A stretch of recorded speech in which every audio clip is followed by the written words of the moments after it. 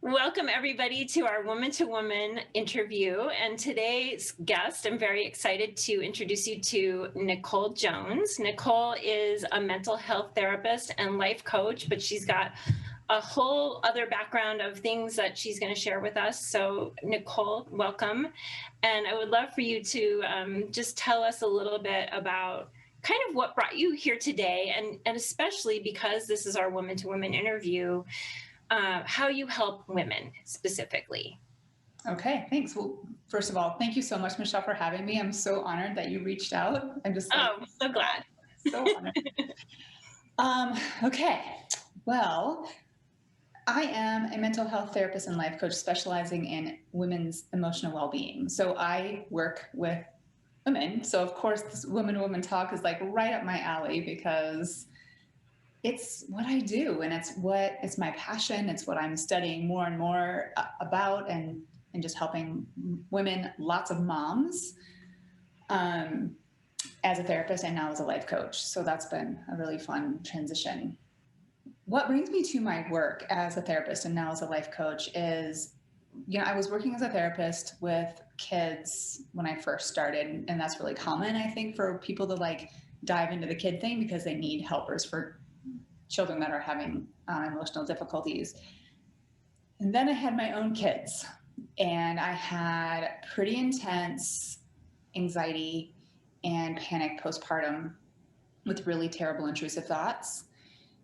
And I didn't know that I had postpartum anxiety. I had no idea. I just thought I was like, I don't even know what I thought, but I thought like I can manage this. So I really suffered in silence, and I did have a homeopath who was like my main source of strength, but I never reached out to a therapist because I was like, if I tell these people what I'm thinking, what if they take my kids away? What if I'm like, they think I'm crazy? Like, Yeah.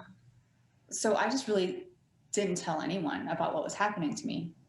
And so with both kids, I had postpartum anxiety, and I was not working at this time. And then when I went back to work, I happened to be put on a team to support moms. And then I was trained in perinatal mood and anxiety disorders. And I was like, oh my God, like the light just like came on for me. Like those thoughts that we're having, while not normal, they are normal when it comes to having a perinatal mood disorder. Like no one was going to take my kids away. No one was going to think I was crazy if I would have found a therapist who specialized in that. They would have known that what I was going through was really just postpartum anxiety, maybe a little bit of OCD, a little bit. But I had no idea because my doctors never talked to me about it. No one ever screened me. I was a therapist. I had no training in it at all. I was like really in the world of like play therapy and things like that. But I had no idea. I had heard of postpartum depression, and I thought, well, I don't have that because I'm not crying all the time. I'm not like what I thought was what a postpartum depression would look like. And I was like, that doesn't fit. I didn't think I was depressed.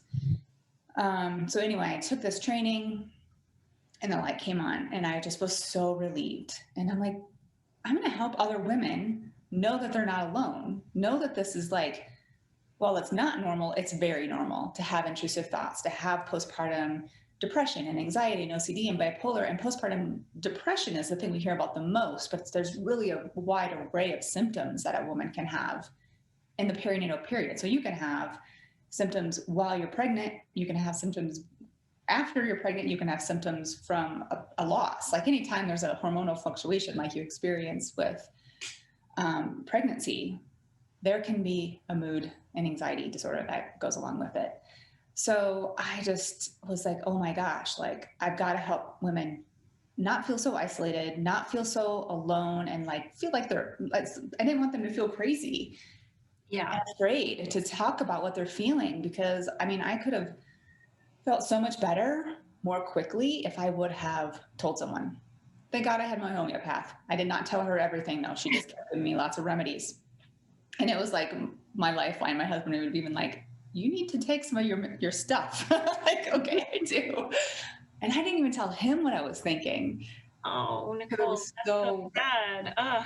I know, but it's like, it's really common, and women keep it to themselves, and like, they're like, I hate to admit this is what I'm thinking about, blah, blah, blah, blah. And so I was like vowed then and there. When I found out what it was such a relief that I was going to help. And so from that point on, I started a private practice and in mental health. And I've been serving moms in that practice for about, I think I'm on my ninth year now. So it's so your work with moms, is it kind of new moms, or is it moms at any stage in, like, what is there a, specific category of, Right. specialty? Well, I actually work with women across the lifespan for sure. It just happens to be that that is that's kind of how I got to like starting my private practice, was Mhm. this like experience with moms, and I ran the moms group. But I work with women across the lifespan. I work with new moms, pregnant moms, moms who have kids like launching out of the home, like there's really, I work across the lifespan, but most of the people I work with are moms, and most of them have young children. Okay. Yeah, it's such a hard transition to, bring a baby into the world, and there's all this joy and stuff around it. And I know for myself, like, I lost a lot of my identity, which is kind of why I developed my feminine energy program, to kind of get back into my body and stuff like that. But in thinking about, like, moms that, like you said, you didn't feel necessarily depressed, like the sadness or the, like that kind of thing. Um, are you comfortable sharing, like, what other kinds of things might pop up for someone that that doesn't necessarily know that they're having this? Mm-hmm. Well, like I said, the intrusive thoughts. So intrusive thoughts are like scary thoughts that come out of nowhere, and you don't understand them. You don't understand why you're having them. They don't make a lot of sense. They can be a wide range of things. I mean, you can have intrusive thoughts about hurting your child, hurting yourself, falling down the stairs, dropping your baby. There's actually a book called Dropping the Baby and Other Scary Stories. Okay.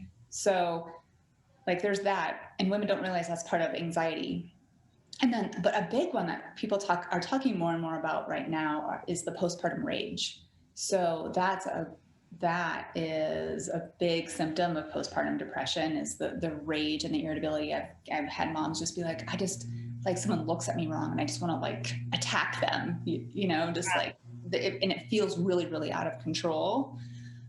And there's also postpartum bipolar. So like lots of mood swings, really, really doing great, and then all of a sudden like totally crashing. And then postpartum trauma, so like especially associated with birth trauma, Mhm. something that I think goes overlooked often, as long as mom's okay and baby's okay. Um, and even though mom might have felt like the birth was traumatic, they just are like, oh, everything's fine, everything's fine, everything's fine. And then they're having trauma symptoms like flashbacks, and they can't sleep and lots of anxiety because their birth, while maybe everyone's fine, it felt traumatic to them. So those are Yeah. just a few of the things that I see. And moms wanting, you want to run away. Sure. Moms, I hear a lot like, I feel so guilty, but what did I do to myself? That identity piece. Yeah. Because transitioning into motherhood is now, I don't even know that it's something you can really totally prepare for until you're in it. Mhm. That loss of identity for a brief amount of time while you're like birthing your new self, it's really hard on people. Yeah. I'm so happy that there are people like you that are dedicated to helping moms through this and helping them know that they're not alone. And I think it's really important to get the word out. And you have a Facebook group that you support moms in, right? Mhm. And that seems like it's a very lively group of people. Really, like, I can tell they really want the support and the help. So tell us what the name of that is, so that if there's any moms in our group, if they want to check out your mom's group and get the support, at least just an introduction. I know that it's a Yeah. Facebook group's not going to give you this total support, but yeah, Yeah. They get support. Like I have moms reach out to me quite often, and yeah, I support them for sure. I'm not ever going to leave anyone hanging. Sure. Like, I just Yeah. couldn't do that. But it's called Joyful Mothers. Mhm. And it is about transforming the challenges of motherhood into wisdom, ease, and joy and peace. Because from my own path of mothering and even all the challenges I had with postpartum anxiety, like I have transformed into a whole new person. I really see motherhood as a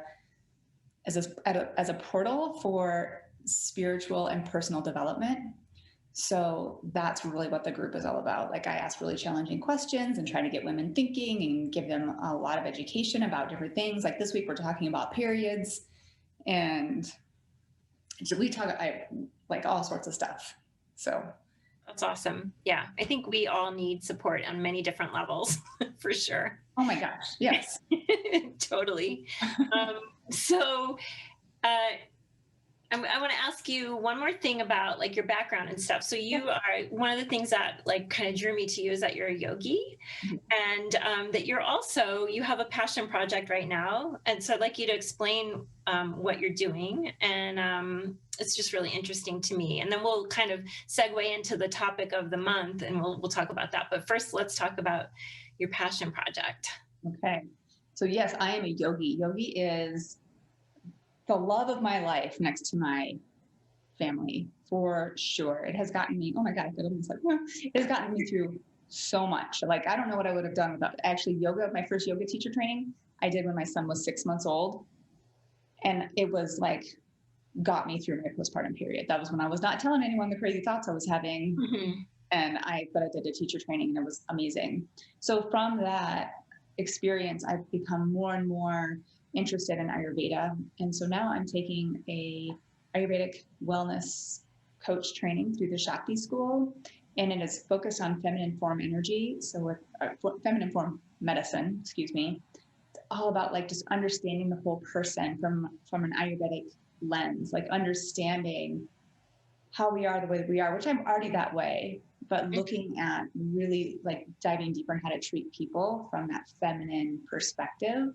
Mhm. And it's just an amazing training. And from that, I hope to eventually, my goal is to run group coaching programs to help women feel more sattvic, which is more joyful and at ease and at one with themselves. Mhm. So Can you tell our viewers that may not be familiar exactly what Ayurvedic is, what it means, or what it is? sure. Ayurveda is the sister science of yoga. So it's yoga is the spiritual side, and a lot of people think of the postures and the asana and the breath work and all that. And then there's Ayurveda, which is the medical science of it. And it is it's medicine and there's herbs, yes, but it's really about lifestyle. From what time of day you wake up, how you eat your meals, what kind of foods you eat, everything you take in your body into your body has to be digested. And Ayurveda looks at all those pieces, like what you see, what you hear, what you eat. Like everything has to be digested. And the goal is to help everything flow through you so you live as much of an optimal lifestyle as you can in our culture and environment. Yeah, that's Yeah. great. Yeah, and I mean I'm familiar with it, but it's good to have a definition of it. So thank you. That was very thorough. You're welcome. So this week in our group, we have a theme every month, or not week, this month in our group, we have our theme is energy centers and the chakras. And so, because you're a yogi and you have that tradition, and because you're also, you're a healer as well. So, I would love for you to give us your perspective on energy centers or any wisdom around energy centers that you can share. And, if you have any tips or tricks or anything like that, that would be awesome. Okay. There's so much. I've had so much exposure to them, but I'm going to talk a little bit about Joe Dispenza's work. I don't know if you're familiar with Yes. Joe Dispenza. He's another person that has totally changed my life and changed how I work. And something he talks about with the energy centers is that we want the energy to flow through all of them so we can be healthy emotionally and physically. And in his teachings, he says that most of the time the energy gets stuck in our lower three energy centers. Those are our centers of basically survival, and they're like earthy, like there are earthy centers. So you want to have that flow, and then things happen in your life, like anything that you perceive as a trauma or anything, then the energy gets stuck there. And when it gets stuck, then it can cause the whole dis-ease thing. So you want to move the energy through, and how he talks about it in many, many ways. But the main point of it is that you want to pay attention to each energy center. So you want to take the time to like get to know the center. Like, so you take your awareness to the very base of your spine, and like, can you feel energy moving? Can you feel a sensation of any type? And then you focus on that, and then you send it love and gratitude. That helps energy to move. And then you take to your neck center, and you do the same thing and send it love and gratitude, and you move on. You can do that with all the centers, but you want to really spend a lot of time in those lower 3 centers to help the energy move on through you. So then you have a beautiful, radiant energy. You have, lots of energy, and wellness and emotional wellness and physical wellness. I love that. Yeah. And that's where the feminine energy resides. Right. And that's what I focus on a lot in my program is, because I know that when women have trauma or they have injuries or scar tissue in that area, when I ask them to breathe into their pelvis, they're like, what do you mean? I can't, they can't do it. Like it just gets stuck in that area. They can breathe like from here up, but they can't really breathe into that area, and just kind of, I love that gratitude, sending the gratitude to the different areas too. That's a nice thing to add to it and incorporate into it. That's great. Mm-hmm. You got to feel the gratitude in your body and then send it there. Like that's wonderful. Gratitude is a very important piece of, and I think maybe people have, I don't know, it's been kind of talked about a lot. So people kind of take it for granted. Mm-hmm. They're like, oh yeah, gratitude. But I feel like it's like really the key to a lot of healing, and like being able to be grateful and feel it, authentically. Mm-hmm. Yeah, that's amazing. I have so many questions. I'm like, what am I going to ask her? So one other question I have for you is that you mentioned that you are a mental health therapist, but also a life coach.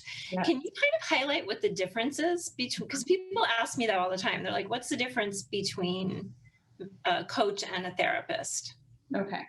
So very briefly, a therapist is really past focused. So, and like, if you want to work on old traumas, your relationship with your mom, like if you got to dig into that old stuff, if there's anything clinical going on, like deep depression, suicidal ideation, homicidal ideation, things like that, that is more the therapist's realm for sure. Mm-hmm. A life coach, it's more future focused, goal oriented, helping you, in my mind, how I describe it is helping you to create your life. So it's like forward motion. You want to move forward. The thing with it is what I found is that sometimes you need to go back a little bit and deal with some of the stuff to move forward.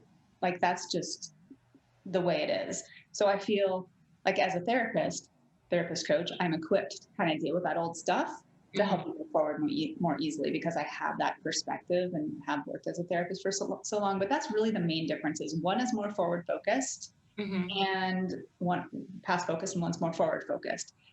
One of the things I love about being a coach is I can see people anywhere in the world. It doesn't matter. Mm-hmm. And I can also provide a lot of support in between calls. As a therapist, you're not technically supposed to message, text, email, process things. Right. But with my coaching clients, they Marco Polo me, they text me, they message me, and it's like right there in the moment, because life happens outside of the hour.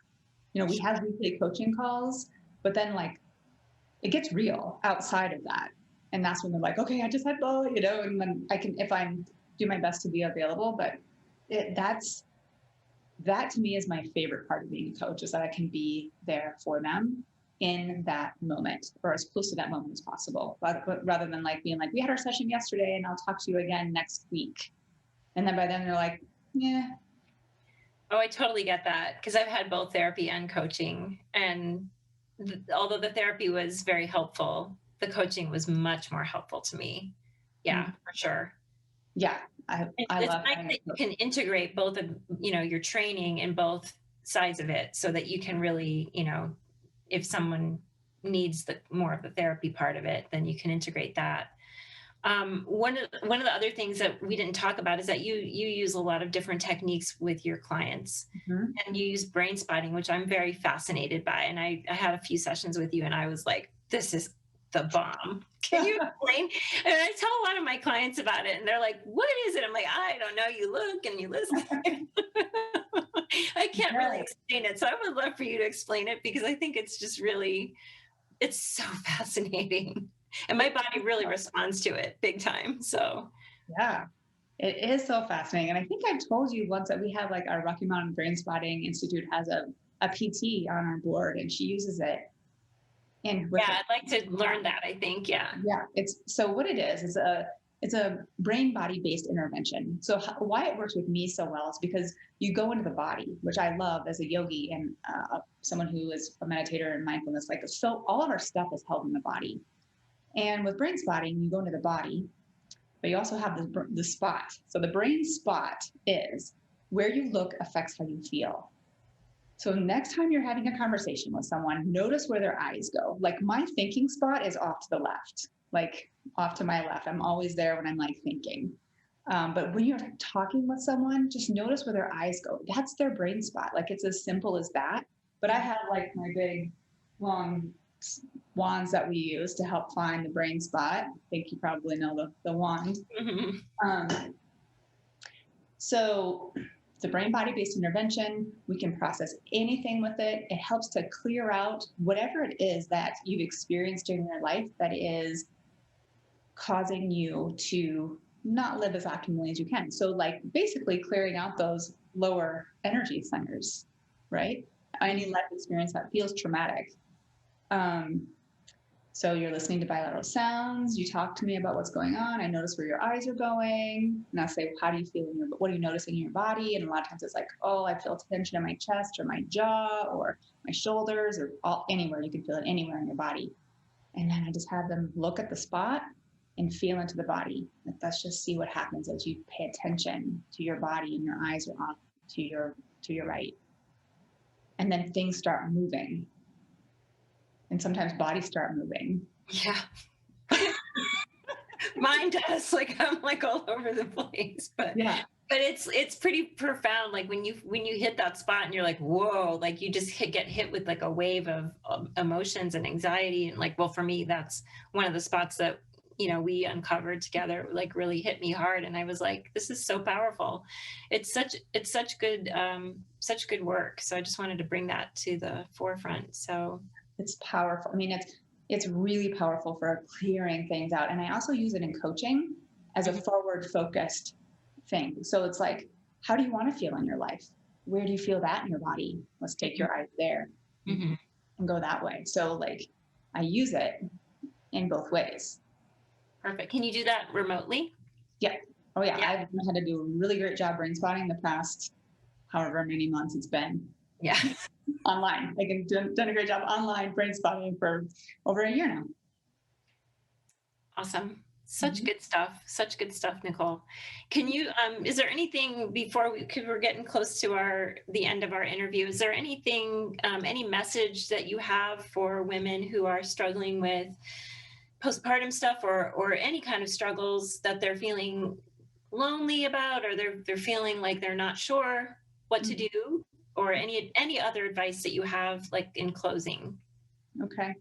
Well, my nugget for to the postpartum women is reach out. Like you don't have to do this by yourself. You do not have to struggle alone. And the faster you reach out, the quicker, the sooner you're going to feel better. Like that is my main message to the postpartum women. And reach out to me, and I can, we can work together, or I can help find you someone. Like there's ways to find people that you can work with. Sometimes it feels like overwhelming to find someone to talk to. So don't wait. Like you can feel better faster against the thing. Otherwise, just in general, what I've learned since being on this coach transition is how important your thoughts really are to how you feel and how you act and the results you get in your life. One number one thing, favorite thing that my coach ever said to me is that thought serving you? So I use that all the time because sometimes you just get stuck in these loops and you take yourself down that rabbit hole and it's like, wait a minute, is this serving me? Is this helping me to like make a decision, move forward, or am I just getting stuck? So always ask yourself, is this thought serving me? I love it. That's awesome. So, yeah, because I think you may have asked me that. And then I go, well, no. It's Duh. not. And then there's ways of getting out of that, you know? Yeah. And that's a whole other That's the conversation. hard part. You know, it's serving you, but you're like, gosh darn it, it's like the tape reel is going through my head. It's going through my head Yes. too much. Yeah. That old pattern, you got to break it. Uh-huh. So if anyone wants to work with you or reach out to you, how would they do that? Well, you can learn more about me at my website, NicholeJones.com with an H. You can email me, Nichole@NicholeJones.com, also with an H. Don't forget the H's. And join my group, Joy from Others. You can find it on Facebook. Awesome. Thank you so much for spending some time with us and getting to know you. I think the work that you do is so powerful and so valuable. So I'm just really glad that you were able to spend some time with us. And I look forward to chatting with you again soon. Yes, thank you so much for inviting me. I'm honored. Thank you for all the great work you do. Mwah. Namaste. Namaste.